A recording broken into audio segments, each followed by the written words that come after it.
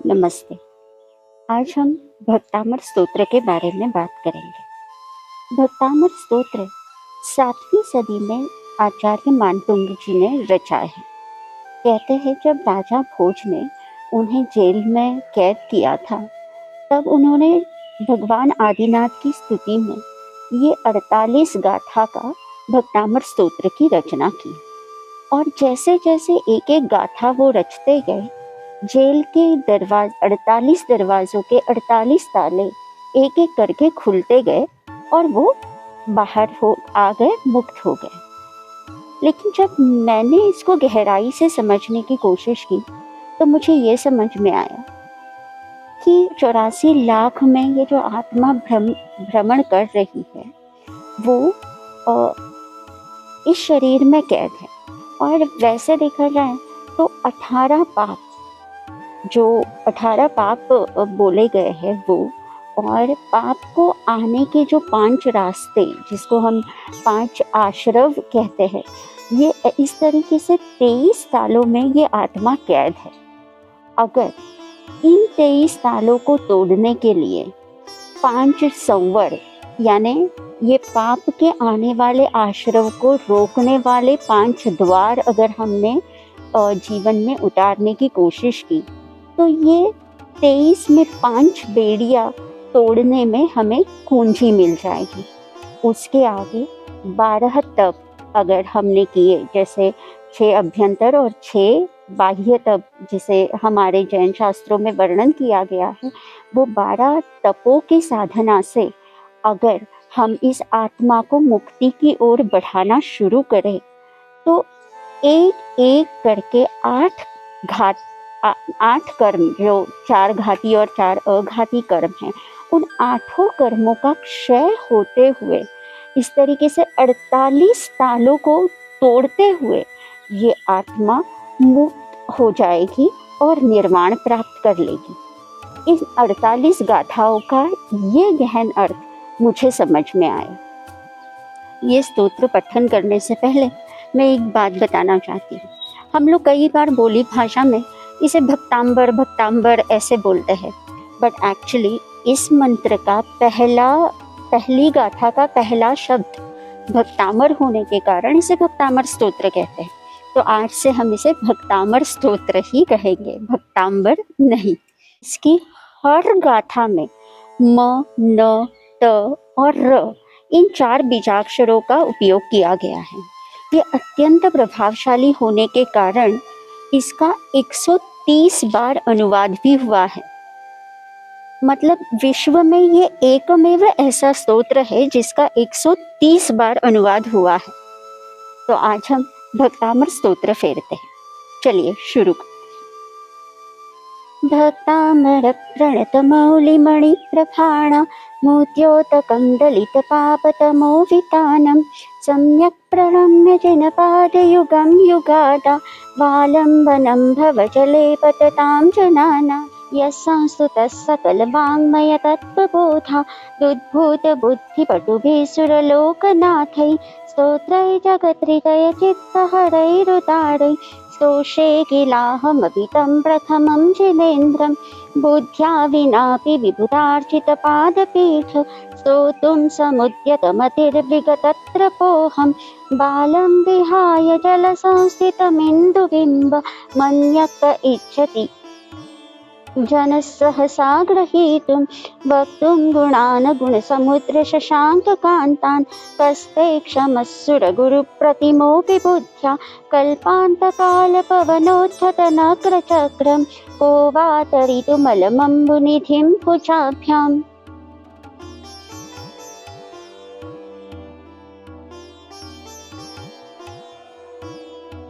सोऽहं तथापि तव भक्तिवशान् मुनीश कर्तुं स्तवं विगतशक्तिरपि प्रवृत्तः प्रीत्यात्मवीर्यमविचार्य मृगो मृगेन्द्रं नाभेति किं निजशिशोः परिपालनार्थम् अल्पश्रुतं श्रुतवतां परिहासधाम त्वद्भक्तिरेव मुखरीकुरुते बलान् मां यत्कोकिलमधौ मधुरं विरौति तच्चाम्रचारुकलिकानिकरैकहेतुः त्वत्संस्तवेन भवसन्ततिसन्निबद्धं पापं क्षणात् क्षयमुपैति शरीरभाजाम् आक्रान्तलोकमलिनीलमशेषमाशु सूर्यांशु भिन्नमिव शार्वरमन्धकारम् द्वेति नाथ तव संस्तवनं मयेद् मारभ्यते तनुधियापि तव प्रभावात् चेतो हरिष्यति सतां नलिनीदलेषु मुक्ता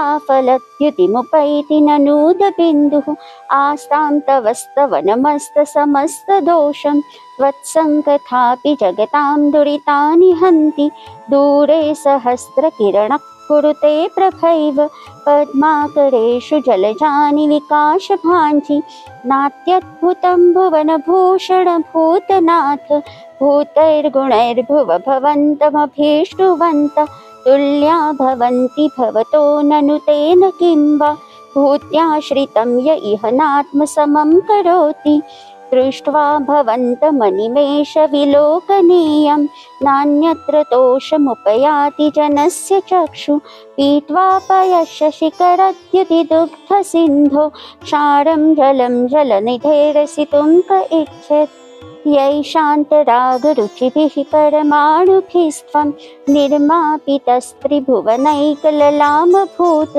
तावन्त एव खलु तेऽप्यणवः पृथिव्यां यत्ते समानमपरं न हि रूपमस्ति वक्त्रं पते सुरनरोरगनेत्रहारि निःशेषनिर्जितजगत्त्रितयोपमानं बिम्बं कलङ्कमलिनं क्व निशाकरस्य यद्वासरे भवति पाण्डुपलाशकल्पं सम्पूर्णमण्डलशशाङ्ककलाकलाप शुभ्रा गुणास्त्रिभुवनं तव लङ्घयन्ति ये संश्रितास्त्रिजगदीश्वरनाथमेकं कस्तान् निवारयति सञ्चरतो यथेष्टम् चित्रं किमत्र यदि ते त्रिदशाङ्गनाभिर्नीतं मनागपि मनो न विकारमार्गं कल्पान्तकालमरुताचलिताचलेन किं मन्दराद्रिशिखरं चलितं कदाचित् निर्धूमवर्तिरपवर्जिततैलपूरः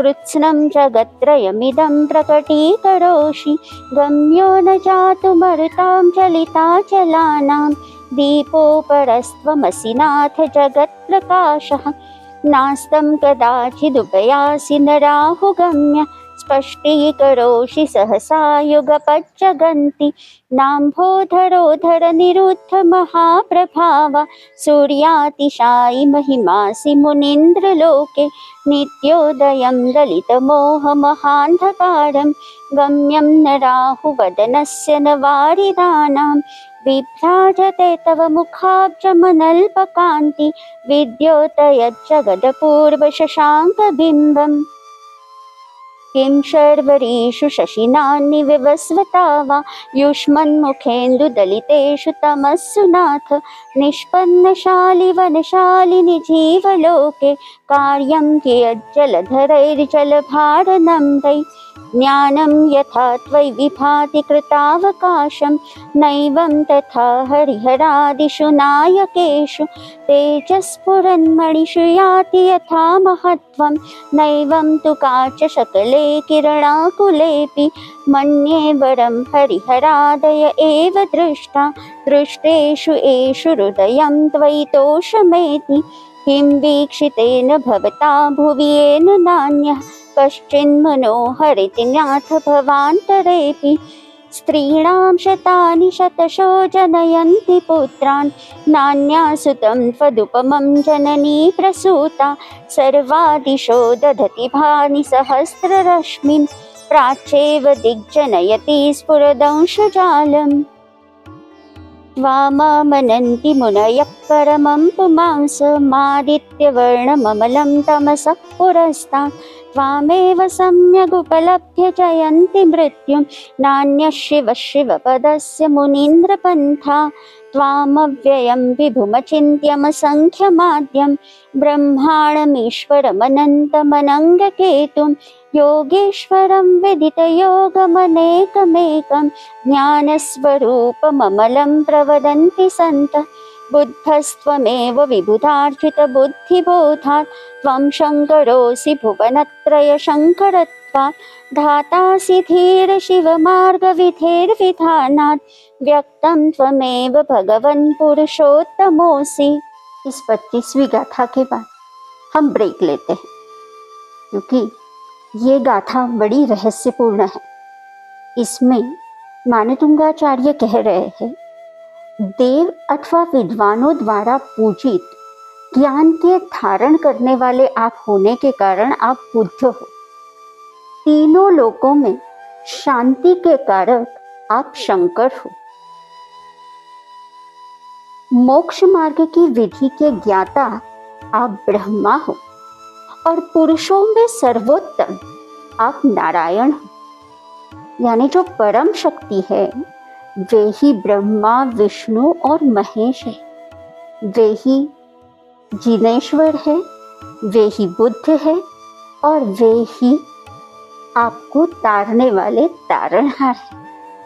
तो सोचिए, अगर केवल गुणों की तारीफ करने से मानतुंगाचार्य जी के जेल के 48 ताले टूट सकते हैं, तो क्या होगा अगर वे साक्षात साकार रूप में आपके सामने मौजूद होते। जी, मैं अपनी स्वानुभूति से कह रही हूँ, मैंने ऐसी साकार परम शक्ति को पाया है। उनके केवल अनुकंपा से मेरी जर्नी मोक्ष और मुक्ति की ओर शुरू हुई है। तो अगर आपको भी ये जर्नी आगे बढ़ानी है, इन 48 तालों में से अपनी आत्मा को मुक्त करके उसको मोक्ष और निर्वाण की ओर ले जाना है, तो उस साकार परमात्मा की खोज कीजिए, तो जरूर वो आपको मिलेंगे और वे आपको इस भवसागर से पार ले जाएंगे। तो चलिए अगला पाठ शुरू करें।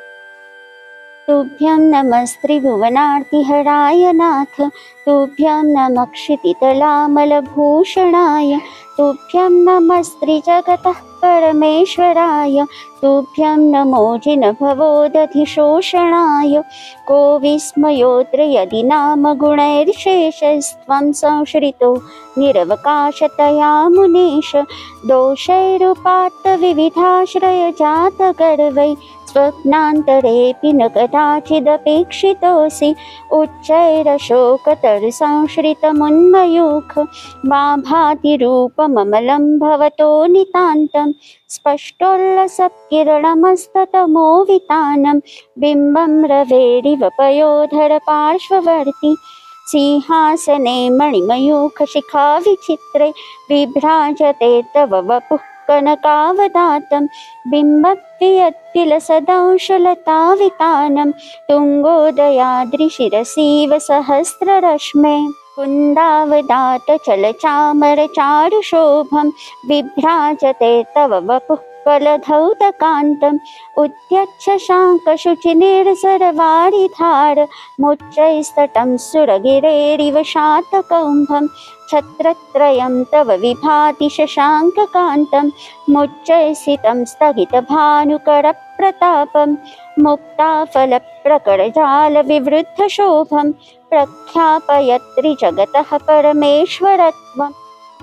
गम्भीरताररवपूरितदिग्विभागस्त्रैलोक्यलोकशुभसङ्गमभूतिदक्ष, सद्धर्मराज जय घोषण घोषकः सन्, खेदुन्दुभिर्ध्वनति ते यशसप्रवादि। मन्दारसुन्दरुग्णमेरुसुपारिजात सन्तानकादिकुसुमोत्करवृष्टिरुद्धा, गन्धोदबिन्दुशुभमन्दमरुत्प्रपाता दिव्यादिवः ते वचसां ततिर्वा।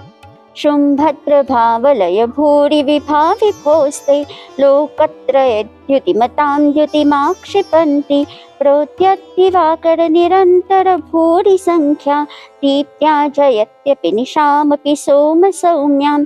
स्वर्गापवर्गगममार्गविमार्गणेष्टा सद्धर्मतत्त्वकथनैकपटुस्त्रिलोक्या, दिव्यत्वनिर्भवति ते विशदार्थ सर्व भाषा स्वभावपरिणामगुणैर्प्रयोज्य।